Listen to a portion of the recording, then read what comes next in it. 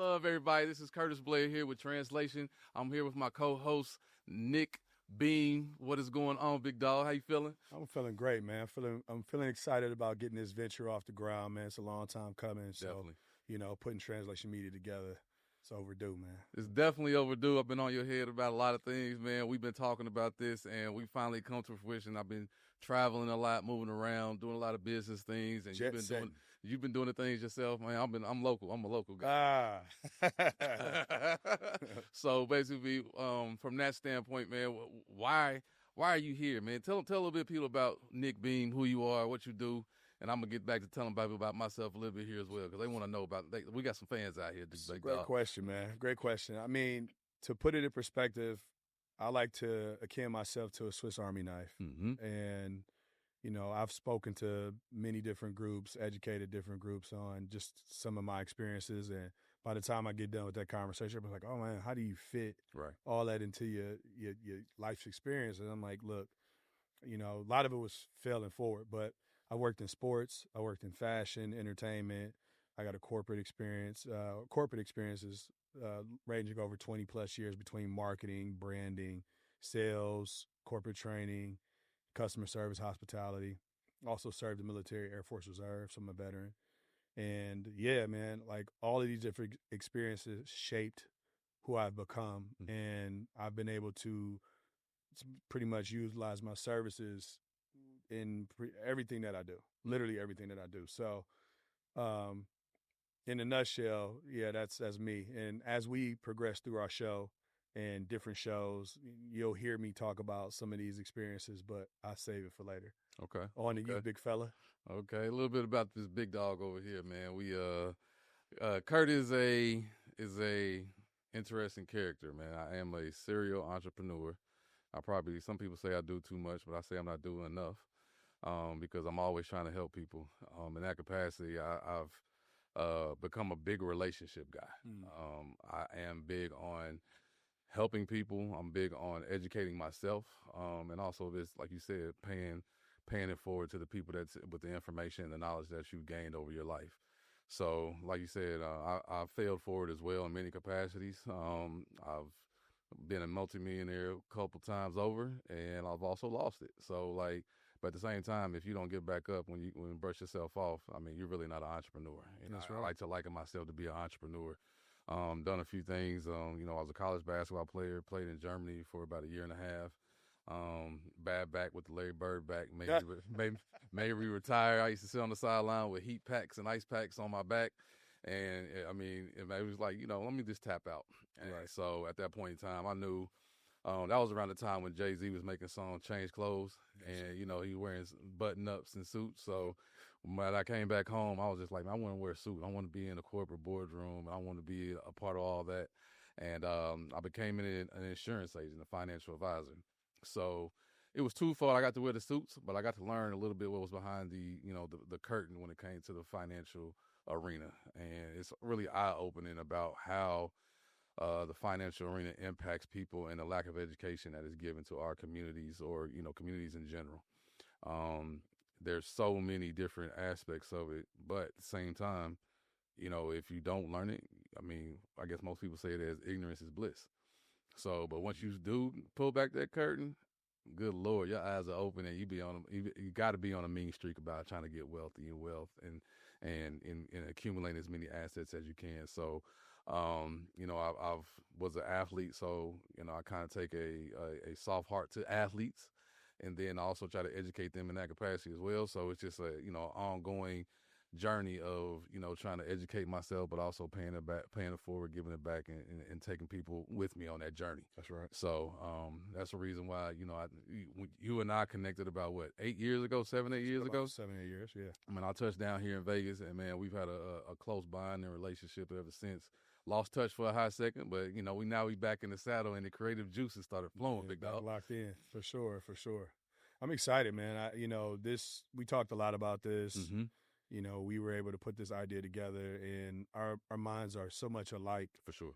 Just in my experience, and again, I got a love for athletes too. Mm-hmm. Especially because a lot of the stock comes from where we're from. You being from Chicago, me from Cleveland, we get a chance to see a lot of guys go through the ringer. Yeah, you know, sure.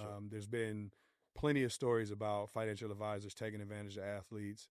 There's been a lack of education toward how athletes should be managing their business and really utilizing the time that they take while they're actually playing, actively playing. Some guys usually figure it out once they hang up the cleats or hang up the gym shoes, right? Right. And fair enough, if you have the personality and the business acumen to go on, you'll become successful because you'll be able to take what you've learned in your experiences in sports For sure. and go out there and have that drive. But sometimes a lot of these guys get taken through the ringer and they just have no idea, because we weren't being taught this. When you talk about insurance, I remember the guys used to knock the door and sell the burial insurance, life insurance, right? $20,000, $25,000. Yeah.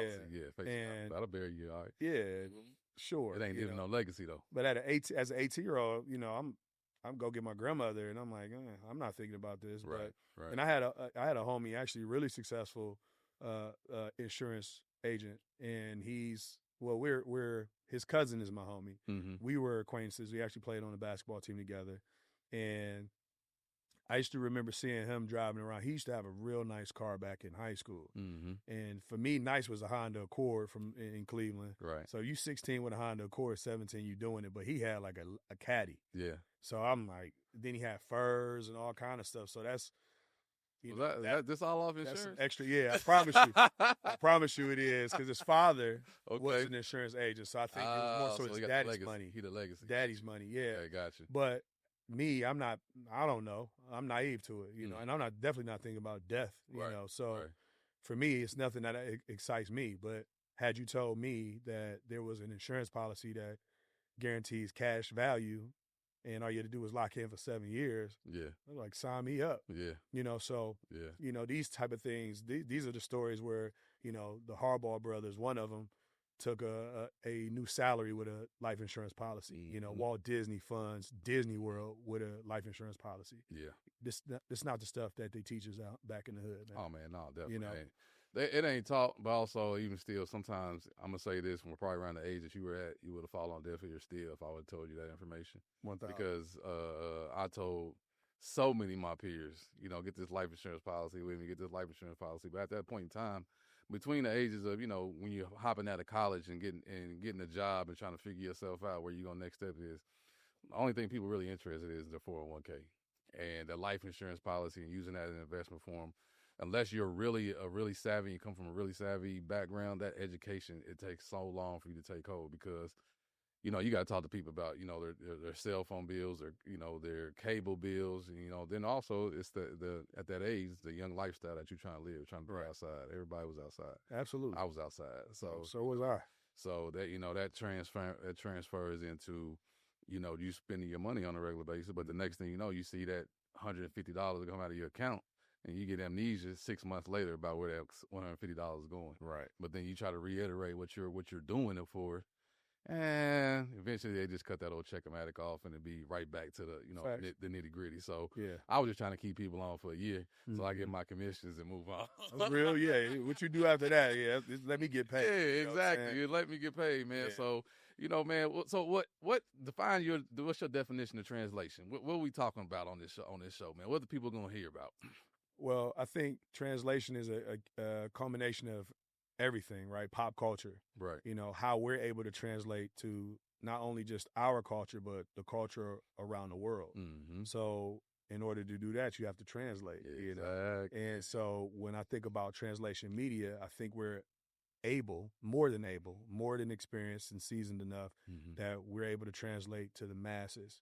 And I know that's our goal, I know that we're capable. We do it in real time. For sure. So it only made sense for us to put this show together. Yeah. So we can translate it even further out, because anybody that knows us individually and together and collectively, they know that we reach any room, and we've duplicated it tenfold. For sure. There's no reason why I can generate millions of dollars for a Fortune 500 company and I'm dressed like this.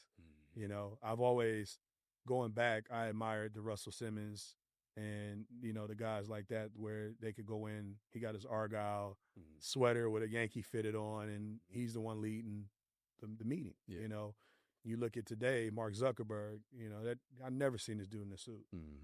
So growing up, we were taught that the suits run the world when it could be a guy in a hoodie, or fitted hat, t-shirt, whatever. Now I'm not saying I can't put it on, you know what I'm saying? Like I like a good suit, but the suit doesn't determine how successful I can be. It's my brain and my life's experiences and the things that have translated over to me over the course of time.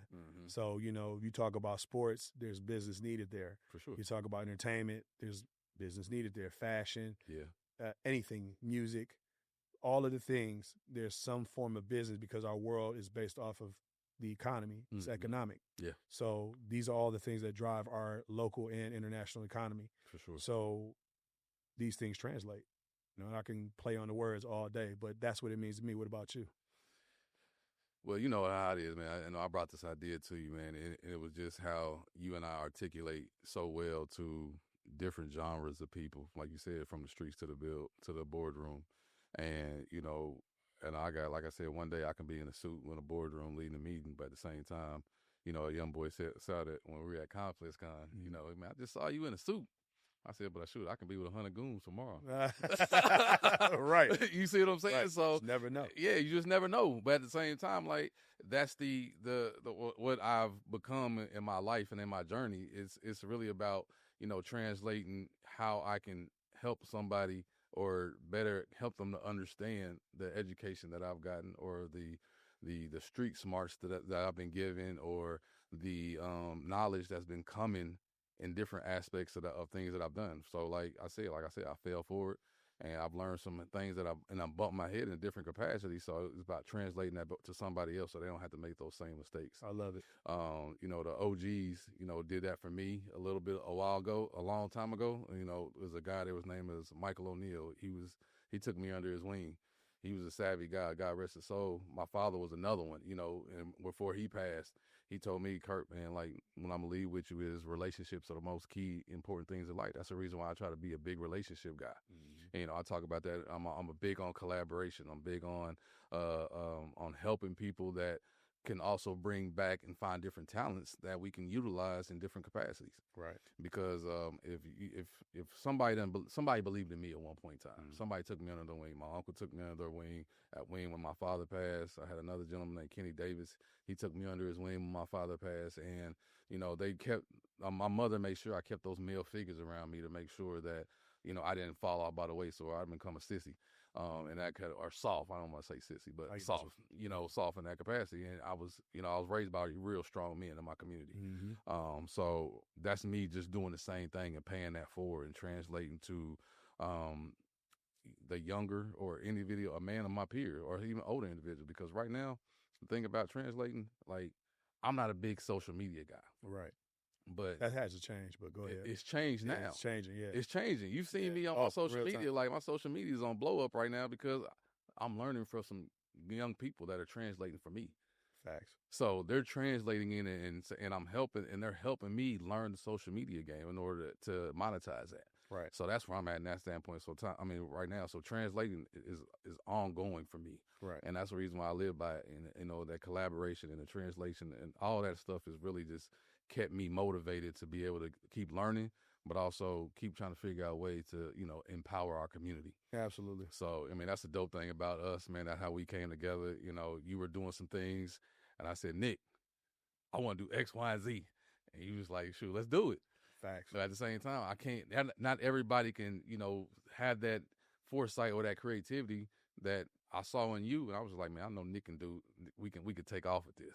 Appreciate it. And everybody's not to be able to partner up in that capacity. I think overall the experience was great. We have a lot to look forward to with the show. For sure, man. It's gonna be fun. We just gave the people a little bit of insight. We had to let everybody know who we are. And yeah, man, I'm excited to see how we transform the landscape of the media space in Las Vegas, because we're based in Las Vegas. We have the beautiful Origin Studios. Thank you for having us. Thank you. Got to give them a shout out. This place is amazing. Definitely. Yeah, some really good, some talented shows are in here. Podcast. So you have a podcast. So I got to give credit when credit is due. Yeah. Because it's no threat to us and what we are, getting ready to contribute to the space. All collaboration opportunities. So some of those guys are going to be on our show. We're going to be working with some of them. So, I mean, you also got a sponsorship deal yesterday. Dos Azul, your people. They brought tequila out. So, they're saying they're going to break bread with us a little bit. So give a shout out to them. We got the 3 of their bottles sitting here. We're gonna give them show them some love. Absolutely. Also, SCL Co. The agency. Yes. They're gonna be a title sponsor for us as well. Yeah. So we rocking their brand. Yeah, we walking their apparel. So it's a lot of stuff coming down the pipeline. My Blair Associates, my company. We're gonna be definitely in collaboration with this translation media thing. So man, it's everything is going to be coming down the pipeline, man, and it's going to be a real fun journey that we're going to be taking people on. Absolutely. I have to also include our partners in Pure Entertainment and the Kickback IP. For sure. Alex, a.k.a. Sin City Thriller, is my guy. Is also a partner. And, the things that we've started to do in the city collectively amongst the 3 of us and all of everyone else in our ecosystem. For sure. There's so much opportunity for collaboration. And, even just the DS Azul connection, hopefully it can be a long-term partner, just being completely transparent. There's just too many opportunities to collaborate. The city is growing. Definitely. And we have so much opportunity to stick together. So it's a matter of how everyone will receive the growth and opportunities. For us, I think that the biggest thing is we know that that's what we want to do because that's the only way we're going to thrive. For sure. If I've lived in New York and L.A., and a lot of collaborating have happened for people to get to where they are. Oh, head up. And it just makes great for storytelling. Yeah. And coming from those areas outside of Cleveland, because that was the thing, I left Cleveland trying to figure it out. And I go to New Jersey or New York, and I go to L.A., and I see the guys that are in the creative spaces, be it music, fashion, whatever, and they're collaborating. If you look at like in fashion, in the houses that as they call them, there was always a new up and coming designer. Tom Ford worked for Gucci, so now somebody's in Tom Ford's house becoming the next thing, so it starts somewhere. You get the opportunity somewhere. And so that's how I look at what we're doing. Yeah. And this is what I look forward to because that's what I thrive off of is building. So do you. And so, in a nutshell, I think that people have to look forward to us wanting to give back and collaborate with like-minded. Yeah. We realize not everybody's going to take the opportunity. And, we wish them well. Yeah. But I feel like everybody in this city and abroad should be taking a liking to what we're going to do because that's the whole objective, and you can't stop us. So don't try, and but also just understand we coming with a peace offering. Oh, definitely. It's not a threat. We're not stepping on toes. We're planning to do some real big things, not just in Vegas, but all over, and that excites me even more. So, we got a lot to look forward to in these next couple episodes. Man, it's going to be a great journey, bro. And, just make sure that to echo your sentiments, we want everybody that wants to reach out to us because we're going to have so many different topics and genres from, business to sports to fashion to current events to lifestyle events. And we're going to be also shooting on some off-site things. We're going to be pulling up to a business near you to highlight some of the businesses in the community. And we're going to be bringing in a lot of different people to have great conversations with and learn about people that some are behind the scenes, but some aren't even really out there like that to echo what they're really doing, but they need to be highlighted and touched on. So absolutely. I just want to make sure, man, definitely it's a great episode. Yeah. And man, let's tell everybody this is Stay Solid, G. Yeah, absolutely. We definitely look forward to building with the businesses and local community. That's the aim for what we're trying to accomplish between all of our IPs.